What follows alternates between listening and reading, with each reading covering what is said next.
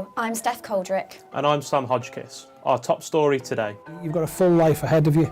Just for the sake of the next few weeks or couple of months, don't throw away bright futures by doing something stupid. Merseyside's Chief Constable talks exclusively to Liverpool Life. These peaceful and jolly animals could become harmless. Sefton Sanctuary for Horses and Ponies, Shiloh, is lacking financial stability.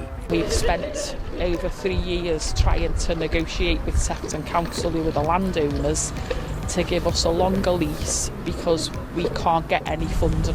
Over lockdown, I noticed roller skating became really popular again, and I also noticed that it was really difficult to find bespoke and affordable skate accessories.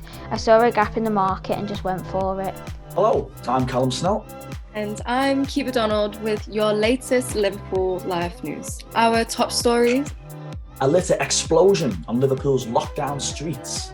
And I investigate the rising numbers of car crimes across the region. Joining us now is Rory Walsh. So Rory, how accurate are the figures that we have on the number of buildings affected in the city?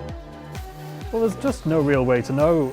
There is a very large discrepancy between the council's figures of just only the 3 properties and the 50 that have applied for the building safety fund since May. On top of this, there's no real evidence that central government have made an investigation as to where the cladding has gone and how much of it has been sold. Since the pandemic, we're spending more time outdoors than ever, and across Liverpool, the litter problem is becoming more and more noticeable. Patron of Clean Up UK, Dee Bingham, says the government should never have closed waste disposal sites in the first lockdown. How much litter and fly tipping there was during the first lockdown, and it was a shock to everybody. I think everybody in the litter field hadn't anticipated that.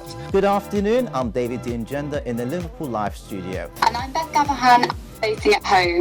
Our top stories. This is Gareth Emerson. He's 28 years old and he has a terminal cancer called Ewing sarcoma. The lifelong Liverpool fan is embarking on a 1,000-mile cycle ride from John O'Groats to Land's End across 13 days in June whilst undergoing chemotherapy. It's a statement thing really more than anything, if I'm honest, because Zoe said to me, I said I really wanted to do something to raise awareness and funds for sarcoma. So we have got really exciting news stories for today. So basically I just want you to tell me where are you at and what are you going to be working on today. So let's begin by...